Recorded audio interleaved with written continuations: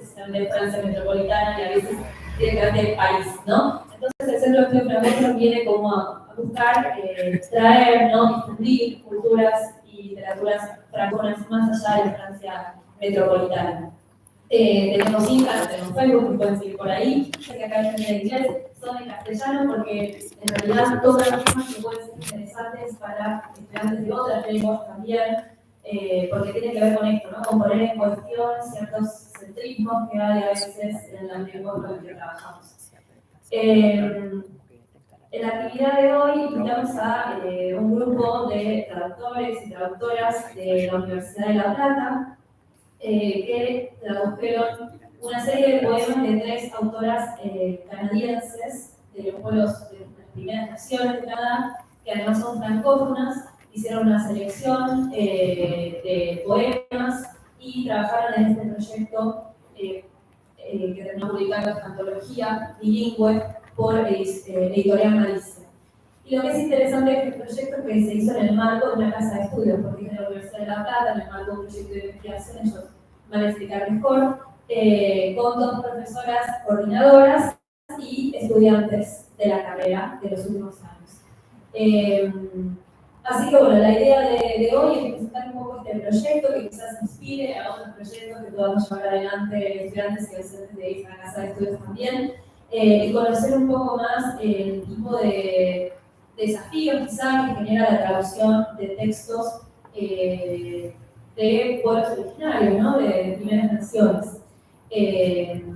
Va a ser en castellano, así que bueno, pienso que para la gente de inglés también puede ser muy interesante porque probablemente surjan el mismo tipo de problemáticas al momento de traducir textos de este tipo de pueblos, ¿no? Así que bueno, sin más, voy a presentar a las personas que nos acompañan hoy. Está con nosotros María Leonor Sara, que es traductora pública en lengua francesa y profesora de literatura y literatura francesa de la Universidad de La Plata. Ha realizado una maestría en ciencias del lenguaje en la Universidad de Francia. Es docente investigadora del Instituto de Investigaciones en Humanidades y Ciencias. Es lugar de trabajo en el LID y directora del departamento. Está con nosotros María Julia Zapalar, la otra profe, que fue profe también de esta casa de estudios. Ella es traductora pública en lengua francesa y profesora de letras de la Universidad de La Plata. Realizó la maestría en traducción literaria en la Universidad Basel Saint-Denis de Paris 8 en Francia y en literatura francesa en la Universidad de Paris-Sorbonne. Es investigadora del UNICEF, con lugar de trabajo en el LIB y profesora de las cátedras de traducción literaria 2 y literatura francesa contemporánea de la Universidad de La Plata. Actualmente prepara su tesis de doctorado sobre traducciones al español de Patrick Moyano y Michel Houellebecq. También está con nosotros uno de los estudiantes que participó, Horacio Emanuel Mural y Beatriz, que nació en la ciudad de Viedma, de Bolívar, Argentina. Cursó parte de sus estudios secundarios en la ciudad de Xonejas y Local, Quebec, y al presente cursa traductora público nacional en lengua francesa en la Universidad de La Plata y la licenciatura en Artes de la Escritura en la Universidad Nacional de las Artes. Sí, Buenísimo. Y también está con nosotros Vigalis, otra de las estudiantes que participó del proyecto. Ella se llama Ana Kapselkolski-Teitman, es autora pública nacional en lengua francesa de la Universidad de La Plata, enseña francés en el Bachillerato de Bellas Artes del Liceo Víctor Mercante en la Ciudad de La Plata. Se desempeña como colaboradora en proyectos de LIB y obtuvo una beca del programa de Futuros Líderes de las Américas para realizar la Universidad Sherbrooke de Quebec, Canadá. Actualmente estudia fenómenos de escritura de Quebec. Bueno, hechas las presentaciones, voy a lanzar la primera pregunta. Y quisiera que nos cuenten un poco cuál es el origen de este proyecto, ¿no? Cuál es su marco, que yo un poco lo adelanté, pero que lo puedan explicar un poco más. Cómo nació, cómo seleccionaron los textos, quiénes iban a participar del proyecto, un poco qué es la génesis. Debería. Ahí parece que sí. Ahí está. Bueno, les cuento un poco cómo nació y el proyecto, y también tiene, bueno, esto que decías, Salomé, lo que voy a decir seguramente, que tiene que ver con la apertura del espacio de la francofonía en el grado. Un poco tiene que ver con una decisión de incorporar en los planes de estudio y en las asignaturas de grado, digamos, abrir los espacios de lectura a una diversidad de voces francófonas, y así en las cátedras de lengua, de literatura, desde hace unos cuantos años, ya con modificación de la currícula, empezaron a aparecer, digamos, elecciones de autoras, autores francófonos de distintos espacios y con las realidades, identidades y la diversidad propia y la riqueza propia de esta lengua y culturas muchas. Así, tuvimos algunas experiencias que tenían que ver con la invitación a algunas autoras a partir de, por ejemplo, la Biblioteca de las Américas, con los familiares. Cada año fuimos haciendo entrevistas y reuniones con nuestros estudiantes, lecturas, y así un poco nace la idea con Julia, con la cátedra de traducción literaria, de poder ofrecer una experiencia de traducción editorial en el marco de lo que son las prácticas de traducción. Al final de la carrera, en nuestros traductorados, tenemos una práctica de traducción que es un poco el espacio que ofrece la comunicación un poco con el mundo de trabajo en todas las áreas. Hay estudiantes que eligen justamente hacer esas prácticas de traducción en traducción literaria, y bueno, así era la posibilidad, la posibilidad de crear, de tener un encargo de traducción real, ahora Julia les va a contar un poco más en detalle la propuesta de, bueno, generar una traducción editorial y tener esa experiencia.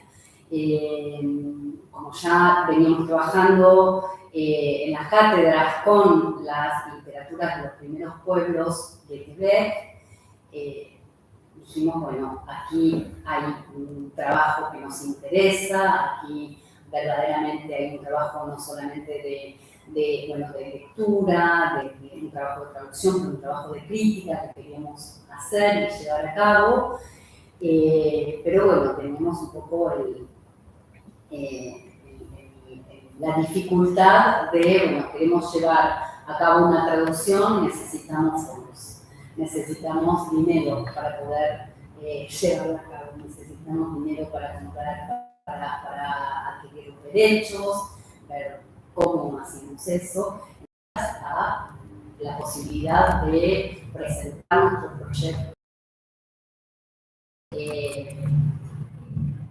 con distintas convocatorias que nos permitieran tener estos fondos. Así, nos presentamos en una convocatoria del OIF, la Organización Internacional de la Francophonie, y con una convocatoria que es Lenguas en Diálogo,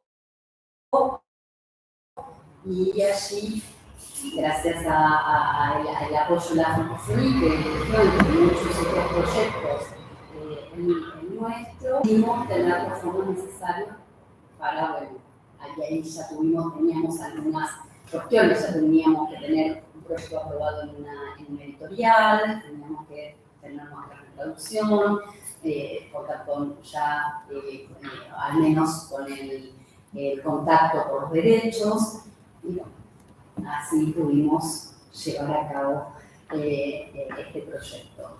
Sobre todo con esta intención, ¿no? Hacer esta traducción a varias, digamos, manos, colectivamente y con nuestros estudiantes, ¿no? Y el proyecto de traducción literaria tal vez público de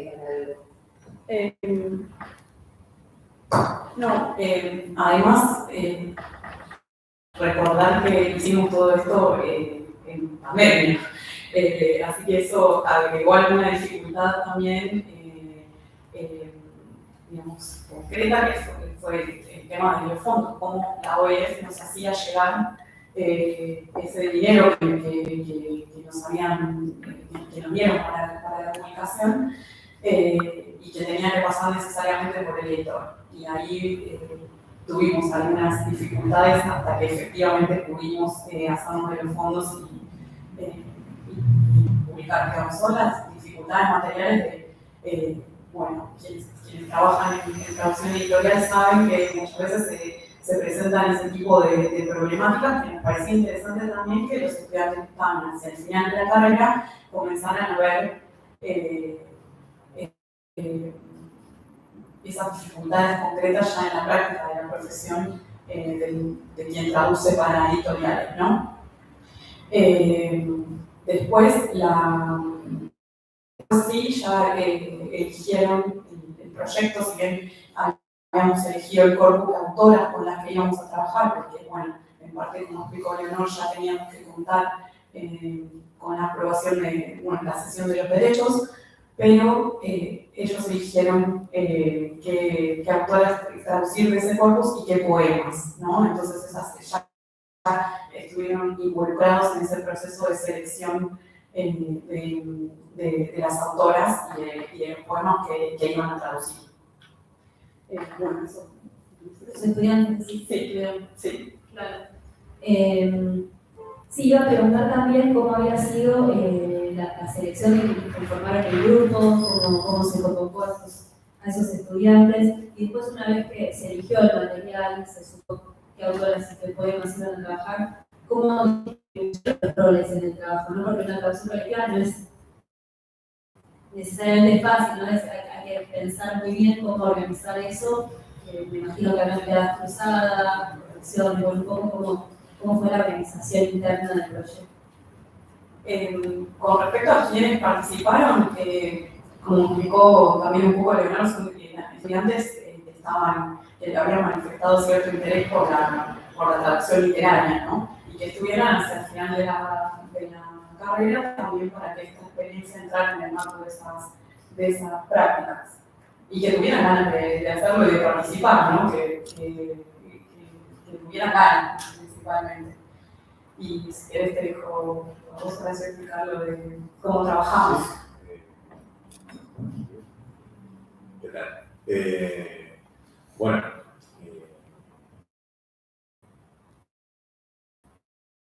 en el corpus de las autoras que tradujimos, a Josephine Bacon, a Jeanette Fontaine, Virginia Piscina-Pio-Bordelot, que nos repartimos. Josephine Bacon la tradujo, ¿verdad? Perdón, sí. Josephine Bacon la tradujo Leonor, Virginia Piscina-Pio-Bordelot la tradujo Julia, y de Natalia Canapé-Fontaine la cantidad de poemas era mayor porque se seleccionaron poemas de 3 publicaciones de ella, y entre los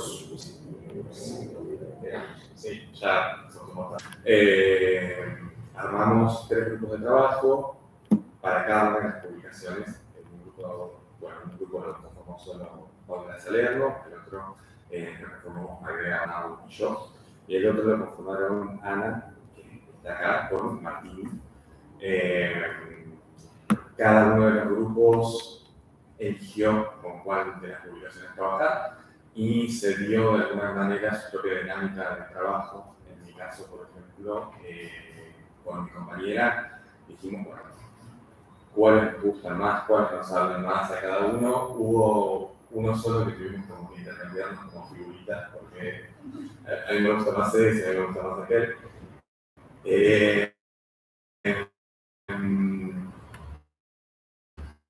Y el trabajo siempre fue en una fila posterior del otro, los comentarios del otro, discusiones sobre los problemas de traducción que podían surgir, discusiones sobre, es decir, todos leímos todos los poemas, discusiones sobre lo que cada uno había interpretado, pero al final, para cada uno de los poemas que cada uno de nosotros tradujimos, respetamos las decisiones últimas que tomó cada uno de los traductores. En la parte del libro que dice quién tradujo cada libro, o bueno, los poemas de cada libro. No dice qué poema tradujo cada uno, pero bueno, por lo menos nosotros trabajamos de esa manera. Tengo entendido que ustedes, Ana, no sé qué, ella puede entrar. Sí, por supuesto. Digo, pero se la escucha, quiero decir. Sí, te acerco el micrófono. Sí, digo porque. Bueno, porque tengo entendido que ustedes trabajaron haciendo de una manera un poco distinta, ¿no? Y también tenían un solo poema muy largo, ¿cierto? A ver, esperamos que vemos. Un segundito, hay que conectar. Mientras Sí. se conecta Ana, bueno, no, agregar a esta dinámica de la que habla Horacio, bueno, a partir de trabajo individual y en los pequeños grupos, esto era compartido con todo el grupo en, bueno, reuniones a 15 días en Zoom. Es decir, que trabajábamos cada uno y todos habíamos leído todo. Sí, con objetivos también. Y con determinados, exactamente, con objetivos de trabajo. Y entonces, en función de eso, se trabajaba individualmente y en el pequeño grupo y poníamos en común el trabajo. Discutíamos y bueno, salía la primera traducción, se leía, discutíamos las cuestiones, discutíamos los problemas que podían surgir, decisiones que tomamos en conjunto que después eran reflejadas directamente en el texto, sí, las notas, si había notas, íbamos a dar lugar a notas, nota al pie, cómo decidir, por ejemplo, si iba a haber al final de la obra un glosario de ayuda para las dificultades con las lenguas originales del Inuaimun o el Cree que aparecen en los textos. Un poco también completar esto, pero bueno, a ver la experiencia de Ana. Ana en este momento está en Canadá, está haciendo una maestría y bueno, con una beca, entonces bueno, ahí, a ver, vamos a ver su experiencia. ¿Se escucha? Sí, se escucha muy bien. Aléjate un poquito, Ana, por favor. Ahí está. ¿Ahí? Sí. Bueno, las cuestiones técnicas que agregué a esta charla de la intención, estoy muy contenta de poder participar. Es un poco raro porque yo no veo solo estoy hablando de así que sí, en verdad no fue tan distinta la experiencia de traducción en cuanto a lo que vos decías, Horacio. Para mí fue un poquito distinta la experiencia porque yo no era estudiante, yo ya no era estudiante en ese momento. Simplemente, bueno, Leonor y Julia sabían de mi gran interés por las literaturas indígenas de Canadá y bueno, hoy en día es mi tema de investigación actual de la maestría, así que estaba muy comprometida con el tema. Y en cuanto al método de trabajo, era bastante similar a lo que vos describiste. Sí me gustaría agregar que decidimos, esto fue una decisión grupal, que para cada uno de los textos incluir el prólogo, además de los poemas seleccionados. Y lo digo porque yo siempre recuerdo que para mí el prólogo del poemario que elegimos traducir con Martín, porque era muy importante, siempre me resonó mucho, siempre me gustó mucho, siempre tuve ganas de traducirlo, así que yo me encargué de esa parte del prólogo, y después tenemos un poema largo, no teníamos poemas distintos, poemas cortitos, así que, bueno, primero lo empezó a trabajar Martín, después lo terminé, el final lo terminé haciendo yo, y también íbamos trabajando un poco en diálogo, como decía Horacio, ¿no? Con un documento compartido y haciendo unos comentarios, y después compartiendo con el grupo entero, lo cual siempre enriquecía también, ¿no? El trabajo, digamos, ver las traducciones del resto de los poemarios y también de las otras autoras, enriquecía un poco el trabajo sobre el que volvíamos, ¿no? En nuestro propio trabajo. Así que eso. Sí, para agregar con esto que dice Ana, esa decisión de incluir los prólogos, la tomamos primero porque son, después si tienen la oportunidad de leer la antología, son muy lindos, son textos literarios muy lindos, están escritos en prosa, pero en una prosa poética, y la decisión más que nada pasaba porque son como una especie de manifiesto de estas tres autoras. Antes de empezar a traducir, hicimos una especie de prelectura, una lectura crítica de esos textos para establecer ejes de lectura que nos parecían importantes y en función de la traducción de estos textos. Y en los prólogos aparecían con mucha fuerza todos esos temas que nosotros habíamos identificado como ejes de lectura, ¿no? La relación con el territorio, un cierto efecto generacional entre las autoras, ¿no? Como había diferencias. Y bueno, este tema también de la introducción de las lenguas originarias en el poema, ¿no? Por eso nos parecía muy importante que estos prólogos estuvieran presentes. Y después también decir que la sección de los poemarios, ahí sí no fue, digamos, era lo que teníamos, los derechos con los que podíamos contar para la traducción, ¿no es cierto? Ahí sí, de esos poemarios no podíamos traducir el poemario entero, sino que había que hacer una selección de poemas de cada uno de los libros, ¿no? Pero bueno, eran tres de Natalia Canapé-Fontaine, uno de Virginia Pesce-Mateo Cordero y uno de Josephine Lacon. No, simplemente agregar una cosita a lo que decía Julia, tiene que ver con las autoras.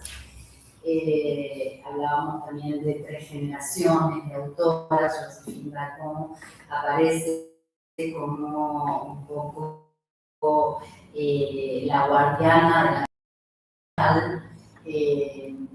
y Virginia Pesce-Mateo Cordero, este puente entre culturas, mestizaje, y Natalia Canapé-Fontaine, la más joven de ellas, performática,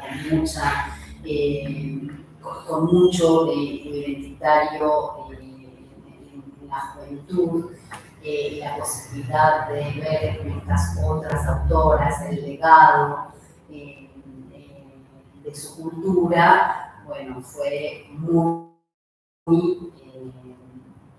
rico para ellos, sobre todo, ¿no? Encontrarse con esta autora, interpelar sus textos, trabajar con sus textos. Así que bueno, la autora generacional también fue.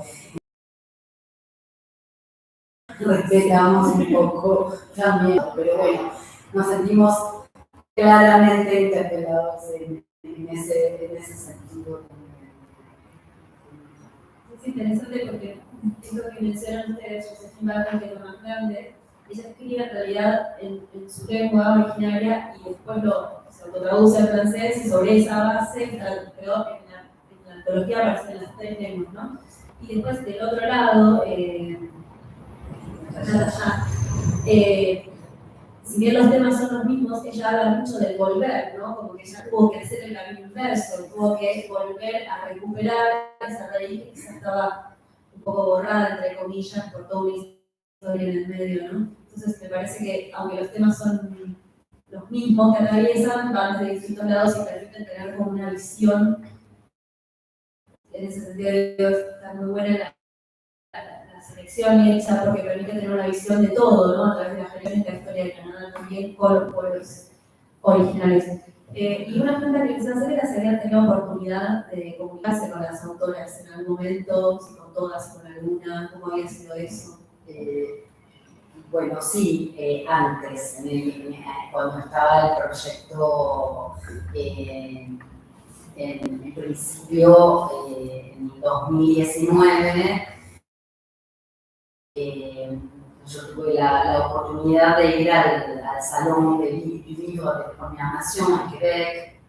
Entonces allí es como la feria del libro de todos los autores de los pueblos originarios o de la literatura indígena, y allí pude entrevistar a Josephine Bacon, pude conocer a Natalia Cana-Fontaine, estaba Virginia Pelot, porque era ella justamente a quien se homenajeaba ese año, y a otras autoras que también podía llegar a ver. Entonces, eso permitió ya con este proyecto llevar la inquietud y transmitirles la voluntad de traducirlas. Siempre el tema es, bueno, hay que hablar con el editor.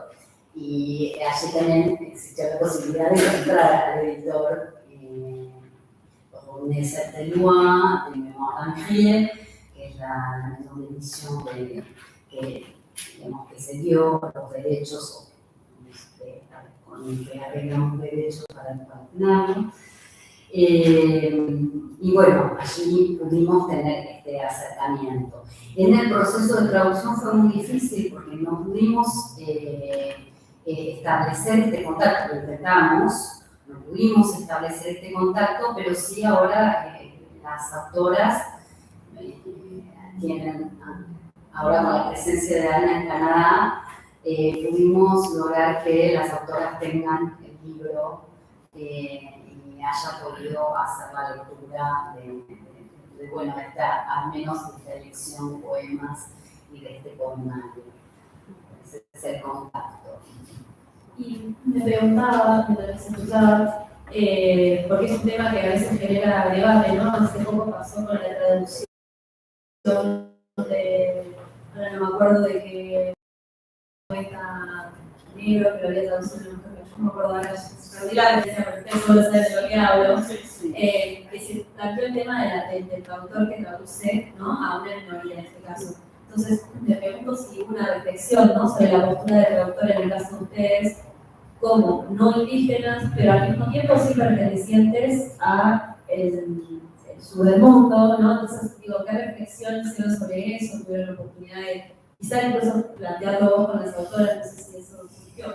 Sí, en el momento de plantearlo con las autoras, sí había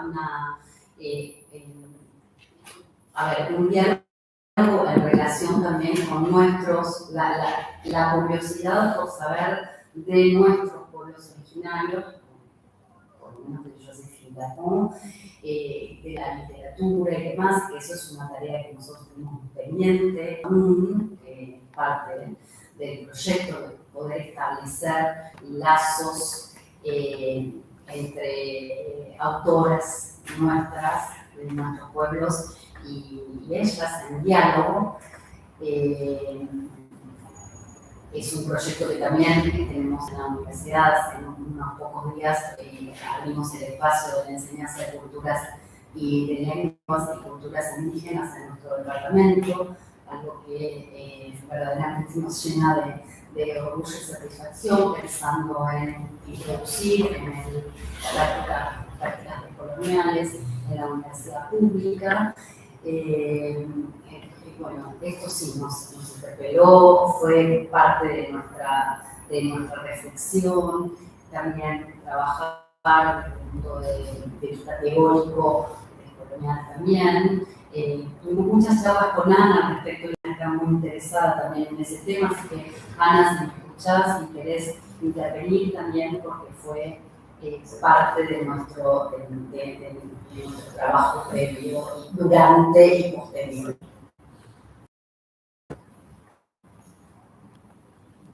Sí,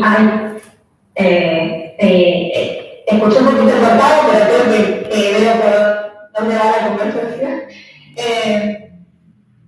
Es una pregunta que está muy presente en el ámbito literario indígena acá en CREC. Perdón, escucho mi voz, es mi hablar. Es una pregunta que está muy presente porque así como existe el cuestionamiento sobre el hecho de hacer traducciones de autoras indígenas, también existe el cuestionamiento de por qué estudiar textos literarios indígenas, interpretar y crear interpretaciones, ¿no?, sobre textos indígenas a partir de una mirada que sigue siendo occidental, ¿no?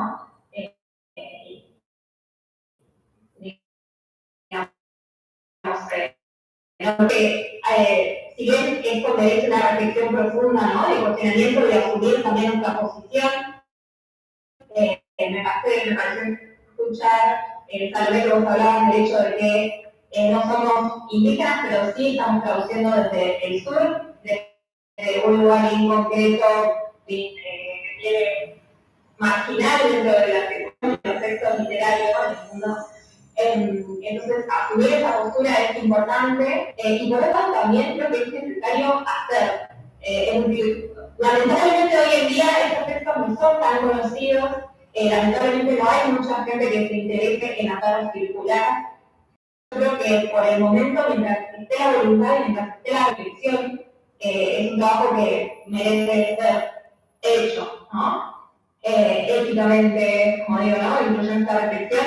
Y la verdad que yo misma, bueno, esto yo lo traigo a colación porque no sé si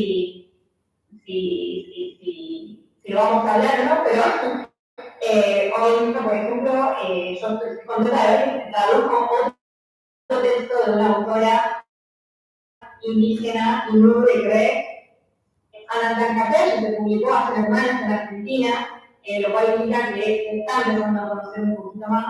Y bueno, a partir de eso, digamos, una vez ahora que ya están empezando a circular esos textos, ahí sí tenemos que ver, bueno, cómo estamos traduciendo, qué está pasando, pero en nuestro caso, hay muchas cosas, digamos, mucho del trabajo que hicimos que seguramente el día podría volver a revisar y decir, no, esto seguramente lo haré distinto, o es necesario trabajar en colaboración, pero bueno, digamos, que vamos construyendo, ¿no?, la reflexión que se empezó del texto acá. Sí, sobre todo, no sé si se escucha. sí, se escuchó perfectamente, Ana. Sobre todo del respeto que supone trabajar la mirada, bueno, sí, es una mirada occidental, pero es una mirada del sur, y bueno, con una perspectiva de apertura y desde la importancia que esto supone, y para nosotros también en la formación de grado dentro de la francofonía, dentro de la apertura de la diversidad, por la diversidad y la posibilidad de visibilizar las voces, la diversidad de las Américas, que es algo que nos interpeló. La elección de la imagen que está también en la tapa del libro va un poco en ese sentido, ¿no? Es una artista autóctona que muy gentilmente cedió los derechos de su obra para que podamos tenerla en la tapa, pero que va justamente en consonancia con esta idea de unir el sur también con el norte, ¿no?, de las Américas. De hecho, la obra se llama Américas, y como pueden ver, bueno, justamente hay una mujer un poco más anciana que lleva una mujer más joven, con los colores, eso también hay, las Américas abajo, ¿no? Bueno, es también verdaderamente la suerte, porque elegimos esa obra, queríamos esa obra y pudimos tener la posibilidad de, esto, me permito esto porque es muy gracioso, Cristina Siú, se llama Cristina María Leonor. María no, yo soy María Leonor, ¿cómo le voy a negar esto a una tocaya? Y también convencer al editor de la importancia de que estuviera la imagen de esta manera, al nuestro, al de Malicia, porque, bueno, los libros serían otro diseño, no tenía la imagen entera en la tapa, así que, bueno, eso también entendió Pablo Amadeo, el editor de Malicia, que se ocupó de este proyecto, la importancia de que estuviera esta imagen en la tapa. Eso también, ahora con lo que decía Ana y lo que decía Leonor, que también hablando de esto del sur, desde otro posicionamiento, ¿no? Que es occidente, pero al mismo tiempo no somos el país central, quizá con el que está en conflicto o en tensión esta minoría. También la traducción viene a tener un papel, ¿no? en nuestro entorno. Quiero decir, traducir a mujeres indígenas de Canadá no es algo que pase desapercibido. Digo, si abrimos la posibilidad de la traducción de estos pueblos indígenas, también se abre quizá o se invita a la publicación de textos originales de acá, ¿no? Como me parece que hay ida y vuelta, también la traducción a veces abre ese diálogo o permite la apertura de ciertas circulaciones, ¿no? Sí, no deja de ser una cosa política. Exacto, sí, totalmente. Bueno, eso se ve en todos los prólogos, igual que tradujeron ustedes, ¿no? Es evidente que esto no es neutro y, bueno, nada, es neutro ideológicamente, pero esto en particular está muy plantado. Les quería preguntar sobre cómo fue la relación con la editorial, porque ya un poco lo adelantaba, pero bueno, esto de ser un grupo, porque no es dialoga con un editor, pero acá es un grupo completo, ¿cómo se organiza en ese sentido?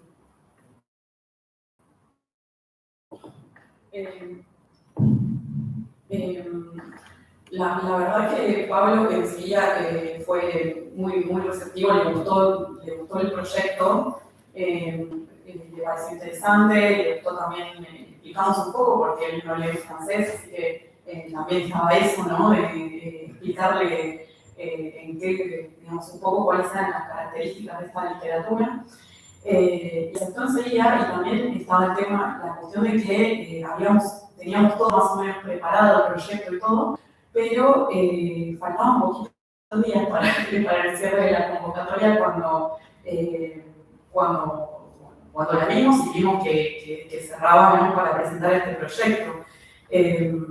Así que él enseguida dijo que sí, aceptó y facilitó, ¿no? los medios que puso también a disposición nuestra para que nosotras dirigiéramos ese proyecto, digamos, y que fuera publicado en la editorial, ¿no? Si nosotras le adelantamos, íbamos a ocupar de conseguir los derechos, eso sí, bueno, principalmente Leonor, que ya había estado en contacto con el editor de Mémoire d'Angers, pero él, digamos, nos dejó decidir libremente cuántas páginas iba a tener la antología, cuántos poemas íbamos a traducir. En eso no hubo tampoco demasiada imposición, incluso la variedad del español a la que queríamos traducir, no tuvimos trabas de ningún tipo, ni imposiciones de políticas de traducción o editoriales de ningún tipo. Eso él nos dejó. Incluso nosotros tomamos la decisión de que fuera una antología bilingüe, trilingüe en el caso de Joséphine Bacon, y de que hubiera un glosario y de que hubiera un prólogo, ¿no? Además de los prólogos de cada autora, hay un estudio preliminar, un estudio crítico sobre las tres autoras. Así que en ese sentido tuvimos total libertad, digamos, para pensar cómo iba a ser el libro, ¿no? No sé si ahora Sí, sobre todo, me parece que cuando presentamos el proyecto a la Alicia editorial, y hablamos con Pablo Amadeo, que iba a ser quien dirigiera, quien aceptaba. Bueno, fue larga la conversación, pero creo que él entendió la apuesta de este proyecto y la importancia que tenía no solamente para nuestro contexto, digamos, que se va a hacer desde una institución, como decías, académica, pero sí también para para ofrecer al público estadounidense y al público que lee en español estas autoras en particular. Creo que entendió perfectamente ese objetivo y esa voluntad y la importancia que esto tiene para nosotras. Y bueno, fue una cosa también para él porque confió realmente en la coordinación, por eso es que, bueno, las negociaciones fueron especialmente nuestras, como coordinadoras de comunicación, con el editor y decisiones que sí, bueno, claramente todo esto era comentado también con el grupo para ver las dificultades que existían, que sí estamos viendo encontrar una imagen y se decidía con todo lo que tenía que ver con después el proceso, más allá de la aceptación de que iba a ser, después el proceso de la traducción y expedición. Era todo lo que implica ese proceso que sí. Estuvimos en contacto y ellos estuvieron mucho más en contacto con todo ese proceso. Y además, por ahí, como sí, lo que decían de la variedad de español y la libertad que teníamos en el proyecto con respecto al editor, ¿no? De edición, también cada vez, creo que ya lo comenté, pero teníamos como la libertad de decir, bueno, tomamos las decisiones, las comentamos, las mantenemos, ¿no? Estuvo muy interesante el trabajo con la creación del glosario, porque también hubo que hacer mucho trabajo de buscar qué querían decir esas palabras, que muchas veces no estaban disponibles en un diccionario bilingüe, y había que leer, buscar otros textos donde aparecieran esas palabras para tener un poco más de contexto de qué querían decir, ¿no? Eso también formó parte de Una pregunta. Perdón, Ana. sí. Sí, Ana. Ay, perdón. No, pero podría agregar algo a eso que estaba diciendo Horacio con respecto al glosario. Y es que me parece una decisión importante en esta antología porque, bueno, justamente hablamos del tema de que Josephine Bacon escribe en un y en francés. Hay una autotraducción ahí o una doble escritura, un proceso particular, pero, por ejemplo, Natalia Canapé-Fontaine sí tiene un tipo de escritura particular en el que ella escribe en francés, ¿no? Pero es un texto en el que ella va incluyendo, va insertando ciertas palabras en Inuaitu, ¿no? Ella misma lo comenta en los artículos que ella no habla Inuaitu, lo está reaprendiendo, ¿no? Hoy día quizás ya lo da un poco más fluido, pero ella tuvo que hacer un proceso de reaprendizaje de la lengua, digamos, que tiene perplejo, con la voluntad de asimilación que hubo, ¿no? Parte del gobierno canadiense, la voluntad de borrar todo tipo de cultura y lengua indígena, que tuvo como resultado que hoy en día no hablan, por ejemplo, Natalia Canapé-Fontaine y muchas personas de la comunidad no hablan el idioma, pero sí ella, al reaprenderlo, tomó la libertad de insertar estas palabras en Inuaitu en sus poemas en francés. Y en sus poemarios en francés no hay glosarios.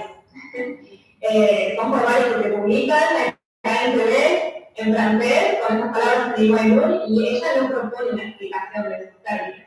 Pero eso es una decisión política que ella toma al publicar acá en Quebec, ¿no? Y que tiene un sentido distinto al que puede tener la publicación en Argentina, en la que la realidad del Inuaitu está mucho más lejana.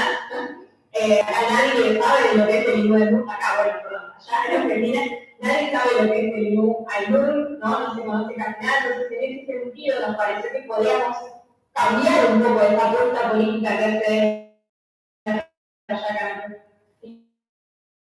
la autora y proponer ahí sí un acercamiento del lector, de la lectora, al Inuaitu, ¿no? Digamos que la voluntad es un poco lo mismo, siempre es una idea política de reivindicar esas culturas, pero la traducción generó como una especie de cambio de estrategia, ¿no? Que me parece interesante para comentar. Sí, No sé si se entendió. Sí, me parece súper interesante hacer justo ese comentario. Para un trabajo final trabajé con la traducción de una autora indígena canadiense anglófona que se llama Leah Simpson y pronunciación de inglés mala. Y ella dice eso, ¿no? Que ella inserta palabras de su lengua, pero no ofrece la traducción porque cree que no quiere facilitarle la tarea al blanco, ¿no? Bueno, de llegar, o sea, que el blanco del trabajo llega a su cultura como ya lo ha hecho siempre al revés. Pero al mismo tiempo hay un artículo muy interesante de Mario Grau, que lo conocen probablemente, de inglés sobre todo, entonces quizá también, donde ella menciona indígenas de pensar que está el conflicto, o sea que uno no solo los creadores indígenas, sino que es un conflicto, y trae ese conflicto en realidad de poner el glosario acá tiene un sentido porque nosotros no estamos en el medio del conflicto, sino que vamos a aprender sobre eso, ¿no? Es súper interesante. Y ya que abrieron este tema, me interesaba preguntarles en general, porque ya mencionaron lo del glosario, qué dificultades particulares propone textos de autores indígenas en este caso, a la traducción, ¿no? Además de, bueno, por ejemplo, palabras en otra lengua, pero ¿qué otras cosas notaron? ¿Querés empezar, Julia? Sí. Pasar? Sí. Tenemos algunos ejemplos que pueden llegar a ilustrar.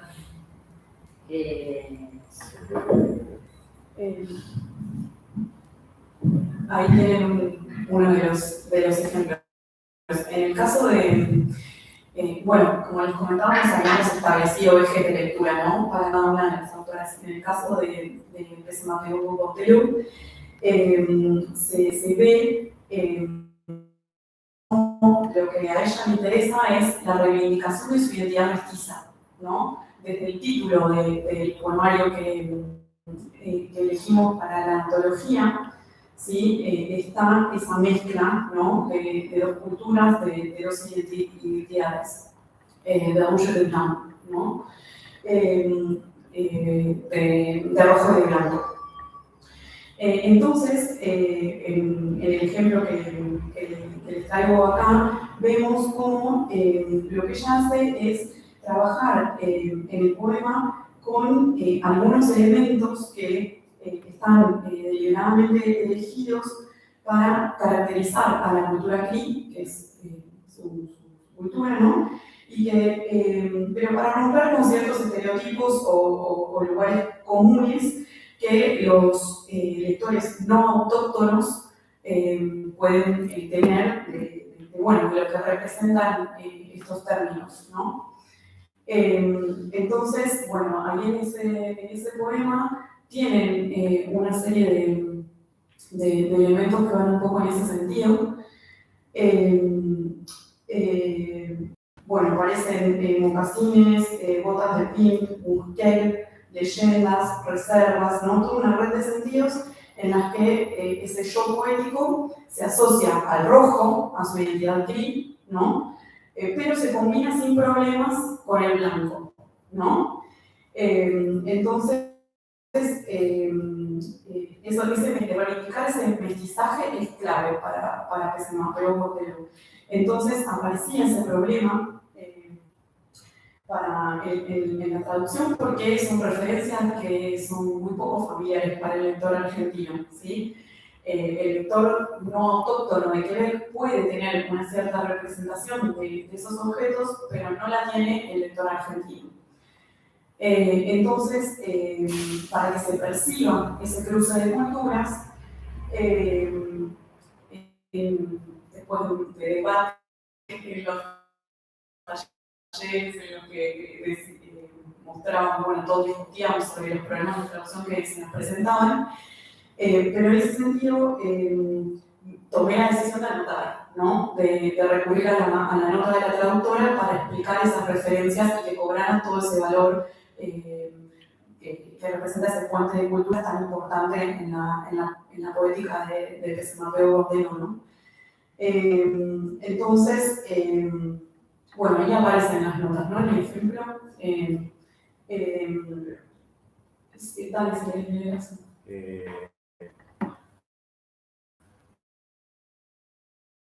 En francés, en Quebec, es un evento anual que tiene lugar el mes de diciembre, en el que se realiza una colecta de alimentos y de dinero para ayudar a los que más lo necesitan, ¿sí? Y tiene ese nombre y se decidió mantenerlo. Y después, las botas de pin agujereadas, son botas de lluvia, y la palabra pinta es característica de las ciudades mineras, donde las prostitutas que iban a seducir a los marineros tenían que usarlas para no hundirse en el agua. Sí, marineros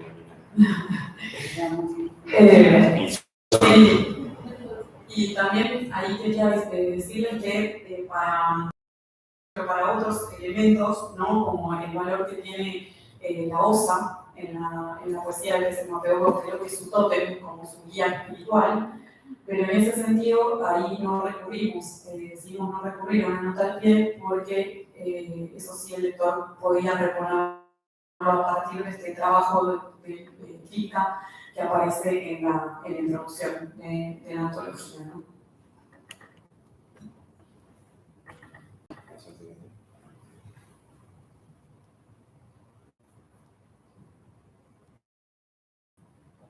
Pensamos si se les ocurre alguna pregunta para cuando terminen los ejemplos, quizás podamos hacer una consulta. Ana. En los ejemplos siguientes, ¿quieren que explique un poco? Sí, por favor. Perdón, que yo no veo lo que está en la pantalla. Aparece el ejemplo de Jepper, de Tremblement du Monde. Bien, ese ejemplo, sí, eso era para comentar un poco lo que hablábamos recién, ¿no? La introducción de la lengua originaria, la lengua indígena y muy en el francés. Y bueno, este poema lo tradujo Paula Palermo, voy a hablar un poco de su nombre, me lo permito, porque trabajamos mucho con ella en conjunto, un poco analizando nuestras traducciones. Y bueno, ella lo que quería también cuál es el rol, ¿no?, de la lengua materna, y no se trata simplemente de una intrusión que molesta, digamos, a la lectura fluida en francés, sino que también es una, digamos, hay una carga simbólica en este uso de la materna, ¿no?, del inualu, que tiene que ver con la relación con la naturaleza. Me parece que en este fragmento que cogí ahí tiene que ver un poco con una idea de restitución, ¿no?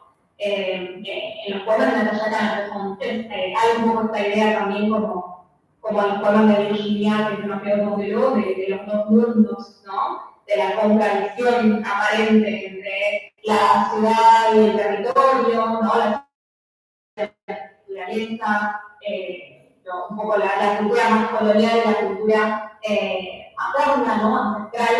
Y bueno, ahí las palabras de Huayú vienen a rescatar un poco a la autora que tiembla, ¿no? Me parece que era un poco esa la idea. Que tiene miedo de los temblores del mundo. Y bueno, ahí como...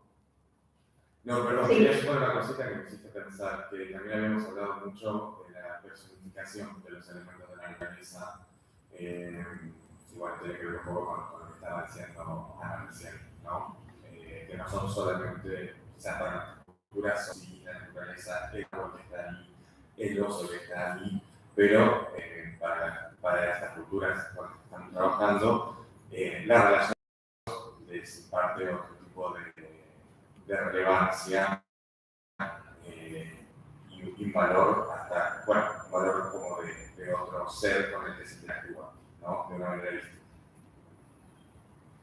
Sí, y yo diría también, acá está el escrito de interpretación mía, me hago cargo, pero diría que también las palabras tienen un carácter distinto, ¿no? En la lengua materna tienen un aspecto quizás más performativo, un aspecto más ligado al hacer con la palabra. La palabra es una creación en sí, entonces usarla en el poema tiene una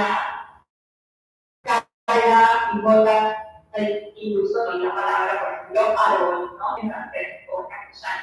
Entonces, por supuesto que era importante conservarlas, aunque la relación entre el francés y el inuit no sea la misma relación entre el español y el inuit. Ahí viene toda la cuestión del glosario, ¿no? Bueno, se podía discutir cosas más sobre esto, pero había otro ejemplo también, me parece. El de Bleuet et Enrico, je suis femme de la terre, de la nature monde. Sí, el de Montañés. El de Montañés, sí. A ver si está la traducción.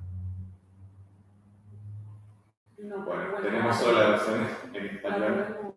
La podemos La podemos leer. Perdón, está, lo actualicé tarde, me parece. Tenemos ahora la versión en francés en el PDF, pero en el PowerPoint, pero leemos ahora la versión en castellano. Sí, igual que para hablar de la palabra montañés, que aparece ahí en este fragmento, ¿no? Ahí la Natalia Canal-Fontaine está haciendo, ¿no? En los años 70 todavía se usaba esta denominación, no se usaba la palabra inú, como se usa hoy día, se decía montañés. Hay distintas teorías sobre el origen del término, pero podríamos decir que, nada, los montañeses vieron que estaban un poco altos de la montaña y lo llamaron montañeses, ¿no? En francés. Palabra, ¿no? Impuesta sobre la nación, en una palabra de los colonizadores que se usaba para designarnos. Entonces tiene una carga también muy fuerte, política, social, y por eso es hace referencia a esa palabra, ¿no? Los misionarios me decían montañeras, y no solo eso, sino que ya le opone a esa designación su propia manera de autonombrarse, ¿no? Mujer territorio. Entonces ahí, sí. No, si querés, Ana, voy a leer porque aparece solo la versión en francés. Sí.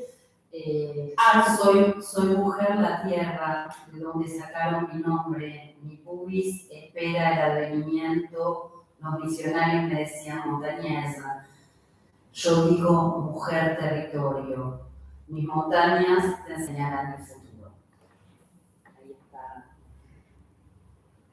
Claro, como pudieron escuchar, lo que hicimos ahí fue justamente conservar ya no la palabra en inútil, sino la palabra en francés. Lo cual es curioso, porque es la palabra del colonizador, ahí es la que conservamos. Y sin embargo tiene justamente un significado cultural tan fuerte que si eligiéramos el equivalente, entre comillas, en español, ¿no? Montañesa, por ejemplo, crearía un efecto realmente extraño y distinto, ¿no? Digamos, de que quitaríamos esa referencia bien concreta sociocultural que tiene el texto de Canal-Fontaine. Entonces, el segundo país puede decidir conservar el término montañés, que incluso en español, digamos, se puede leer en relación a las montañas que aparecen después, pero no puede, digamos, esa denominación específica, que era la denominación que se le daba y hoy a veces se le sigue dando a la nación. Súper interesante,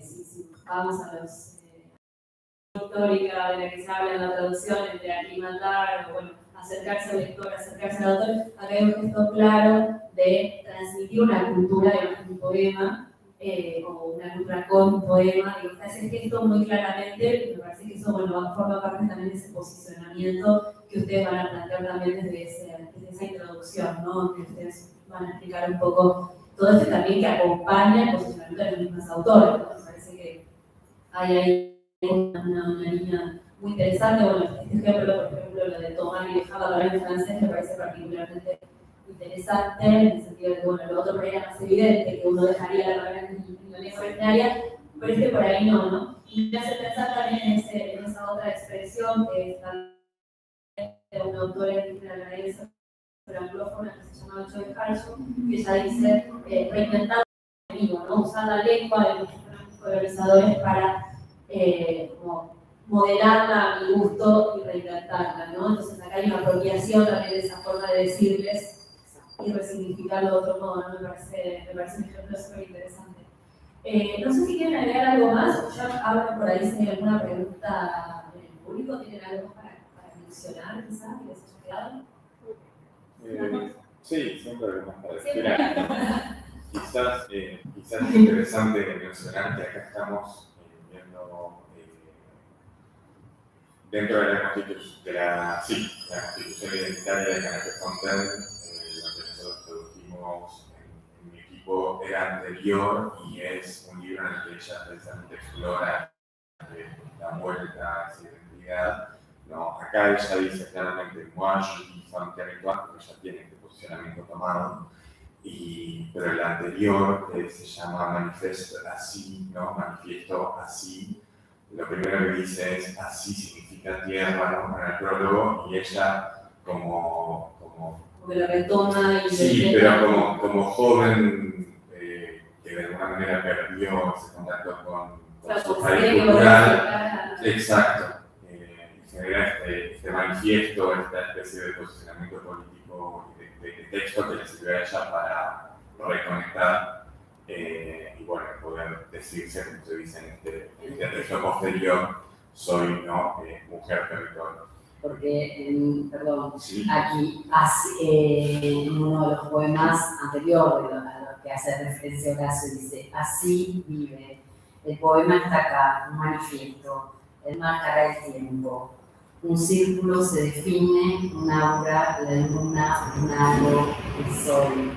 Volveré pueblo de agua, vomitaré 14 torrentes, tragaré 3 lunas, para tomar mejor la leche de mi madre. Claramente hay un proceso que es lo que me parece claro. Que vuelve a esta transmisión generacional. Pero bueno, esta por el hecho de mi madre no como esa metáfora de recuperar esa línea intergeneracional. Para que la mujer hable el territorio, ¿no? Exacto. Hasta lograr llamarse. Exacto. Y también que no es simplemente un objeto del que obtenemos recursos, que explotamos, etcétera, como quizás nos relacionamos con nosotros, ¿no? Claro, sí, que formamos parte, digamos, exacto. ¿no? Exactamente. Una relación más equilibrada, súper interesante. Bueno, hay una pregunta quizás del público. Me parece súper interesante escuchar sobre el proceso del proyecto, sobre el posicionamiento de esta literatura y cómo, bueno, desde una perspectiva que eligen conscientemente, pueden encontrar su legitimidad para traducirlo. Me parece fascinante.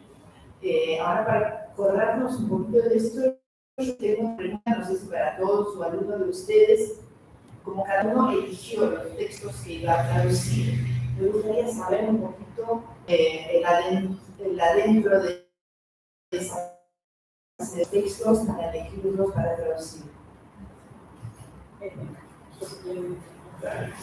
Cada uno puede decir. Claro.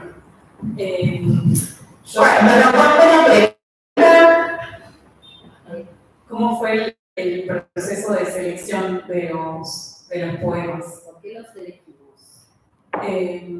Creo que para eso fue muy importante esta etapa sobre la que yo insistí un poquito, de trabajar sobre esos ejes de lectura. Para que hubiera en esa selección de poemas, al ser una antología, que era un hilo conductor, ¿no? Entonces, si bien cada uno eligió libremente qué poemas traducir, todos se inscribían de alguna manera en esos ejes centrales que establecimos, ¿no? La relación con el territorio, el efecto generacional, el mestizaje, ese puente entre culturas, bueno, todos esos elementos fueron centrales para elegir, digamos, qué poemas traducir, ¿no? Eso en general. Después no sé si ustedes quieren agregar personalmente. Después, bueno, hay una cuestión también de gusto personal, ¿no? En esa selección. Pero sí trabajamos de esa manera, que los poemas se inscribieran de alguna manera en ese eje de lectura crítica. En el caso de Josefina, bueno, habíamos decidido ya todos los prólogos que tenían este valor de manifiesto fueran traducidos en todos los libros poemarios que hemos seleccionado. Pero después, bueno, trabajo en estos ejes, por ejemplo, en el caso de Josefina, como en el poemario que tradujimos, o la selección, en mi caso, fue esta guardiana de la memoria ancestral, yo quería que pudiera verse en esos poemas que elegimos, pudiera verse claramente cómo Josefina no se posiciona en ese lugar del valor de su palabra y el valor de la memoria. Entonces, creo que ahí fue mi hilo de búsqueda y bueno, partir de allí para la elección de eso. Bueno, hubiese encantado todo, pero en esa selección allí. Y verdaderamente fue mucho placer encontrar que ese hilo era posible en su poemario y que quedaba evidente porque eso es la primera que aparece y es la que deja un poco el legado. También hay una elección allí en el orden de aparición de estas autoras en el poemario final. Bueno, en lo que me respecta, había una cuestión de gusto personal, qué sé yo.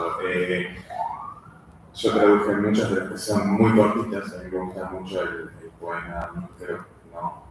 Trabajar con las palabras que aparecen, por qué aparecen, solo para que vean, para que tengan la idea, ¿no? Pero por ejemplo acá, este es uno, ¿no?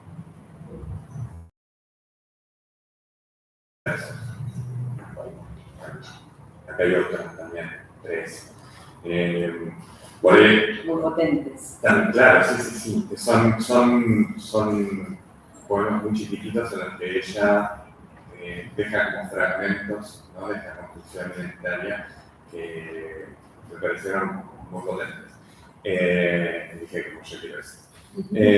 Y después sí, ella por ahí escribe otros poemas mucho más largos. Yo preferiría por ahí los más íntimos, ¿no? Pero en mi caso fue por eso. ¿Y vos, Anita? Yo me perdí un poquito la pregunta, era ¿por qué elegimos los poemas que elegimos traducir? Exacto. ¿Qué te gustó? En nuestro caso, voy a hablar por mí, no puedo hablar por Martín, pero bueno, yo como creo que comenté, estaba un poco enamorada del juego de Chloé Aplicó, hablando de su Damascos. Es un prólogo en el que ya es el tercer poemario de Hannah Fontaine y ahí ella de alguna manera, digamos, que sigue desarrollar, sigue dando más espacio a la feminidad, a la figura de la mujer de pie, de la mujer resurgencia, una figura que me parece como muy potente y que tiene que ver con este viaje a recuperar esa potencia de la tierra, ¿no? Y realmente me cautivaba mucho esa manera de transmitir esa potencia de la mujer, así que este prólogo para mí era bueno, y después el libro entrega 3 poemas que son muy largos, entonces teníamos que elegir solo uno y decidimos elegir el primero. De algún modo también por el hecho de que hay una cierta continuidad y como, bueno, no queríamos como ofrecer el segundo capítulo de la serie sin que la gente haya visto el primero. Entonces decidimos como tal de y darle lugar a este primer poema en el que también está muy presente esa mujer de piel sucia, confían en el fragmento que presenté de Montañés, es el final de este poema, así que es un poco eso. Es interesante, claro, como la selección sin un hilo conductor, pero iluminando distintos aspectos, ¿no? Súper interesante. ¿Alguna otra pregunta? ¿Puedo hacer tú? Sí. Si podés decir la pregunta.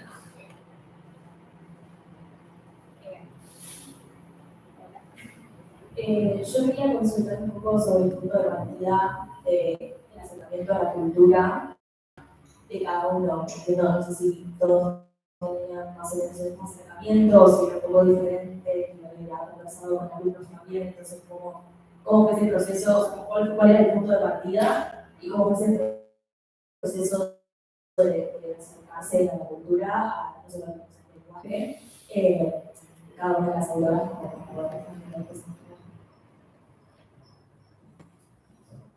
Bueno, como les decía un poco al principio, esto nace también de lecturas previas, de acercamiento de lecciones trabajadas en distintas cátedras. Una primera lectura que nos acercó a esta cultura fue el libro de Marie-Christine Bernard, que se llama Matisiguin. Si bien Marie-Christine Bernard no es indígena, ella escribe su novela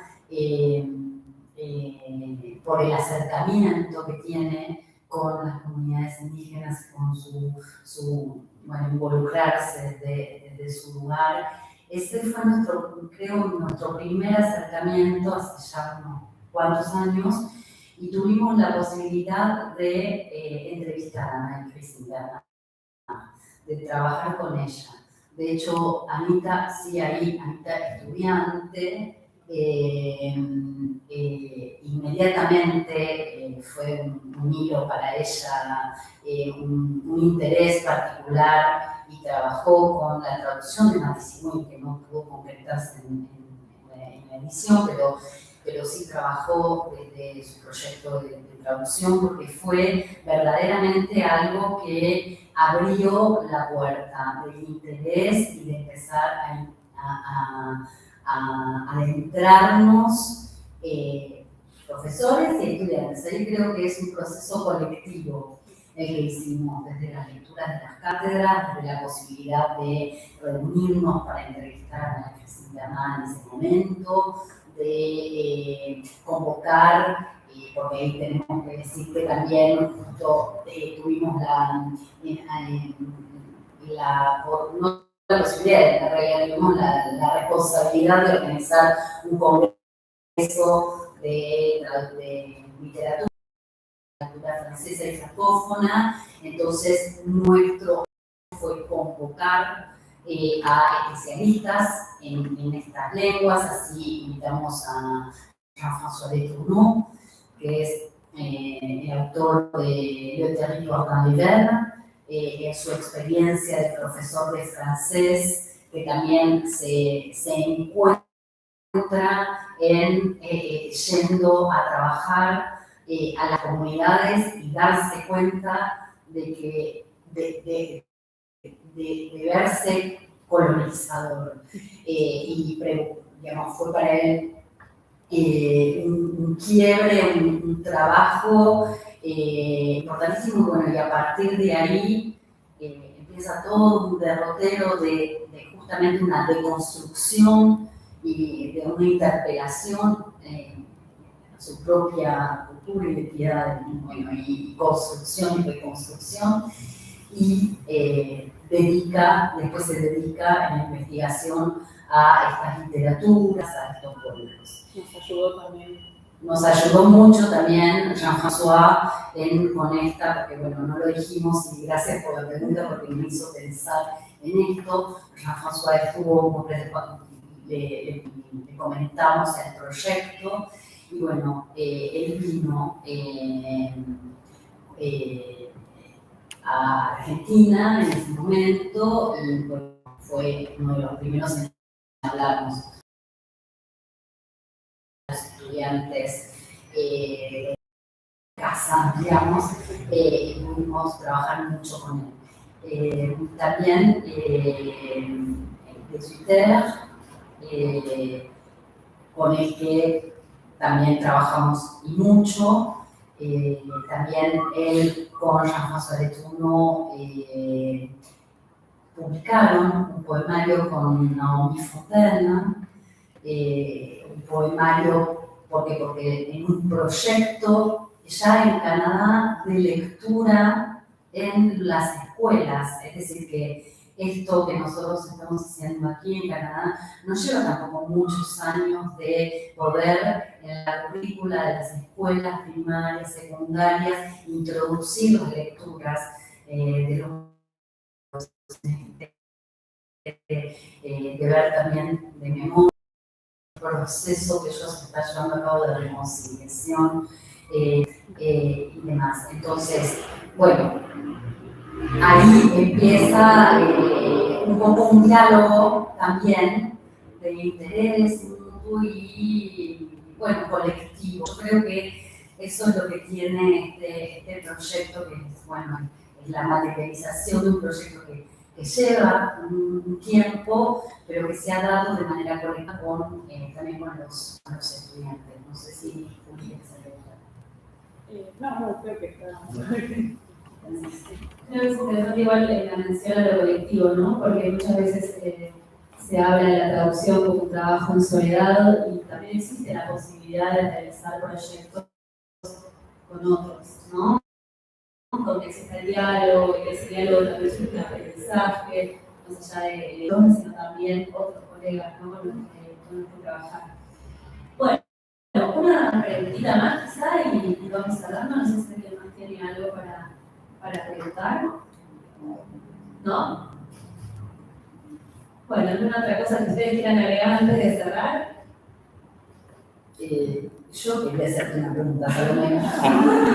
Porque, bueno, vos leíste el poemario y, bueno, simplemente nos ves un poco también tu perspectiva de lectura, de lectora, en relación con estas autoras. Es lo mejor que leíste. No, me pareció, al principio cuando vi que había salido, me pareció un proyecto, insisto, o sea, esto de la traducción colectiva de entrada me llama la atención, es algo que me convoca mucho, me parece que es algo que hay que explotar más. Y por supuesto lo que tenía que ver con las autoras indígenas también, porque yo en el mismo momento que ustedes publicaron estaba terminando este trabajo de especialización de traducción literaria para la carrera de especialización de traducción literaria de la UBA, en inglés con traducción de una poeta indígena anglófona, que es de Anne Simpson. Entonces también me convocó desde ese lugar, me pareció interesante cuando lo leí poder encontrar esas mismas cosas que ella menciona desde la parte anglófona acá, porque es lo mismo finalmente. Y después me pareció, no sé, me pareció muy interesante el trabajo de traducción, que sea bilingüe, que sea trilingüe en el caso de Josephine Bacot. Y creo que al conocer también, digamos, comparando, porque lo comparo, porque es la información profesional, me parece que se ve ese trabajo de haber pensado todas estas cuestiones que ustedes estaban mencionando y reflexionado sobre la postura. Por eso también les preguntaba si lo había reflexionado, porque me parecía que surge de la lectura del poema y de la introducción que hubo una reflexión en ese sentido, que a mi parecer es clave cuando uno traduce ciertas literaturas en particular, siempre, pero con ciertas literaturas en particular no. Así que a mí me gustó, no es de compromiso, me gustó muchísimo el proyecto, sí, totalmente. Así que bueno, no queda más que agradecerles por haber venido de La Plata a todos y Ana por haberse conectado desde Canadá y bueno, espero que haya inspirado también a alumnos y colegas de lenguas quizás a pensar otras posibilidades de traducciones colectivas, ¿por qué no? Así que gracias, para mí súper inspirado. Bueno, gracias.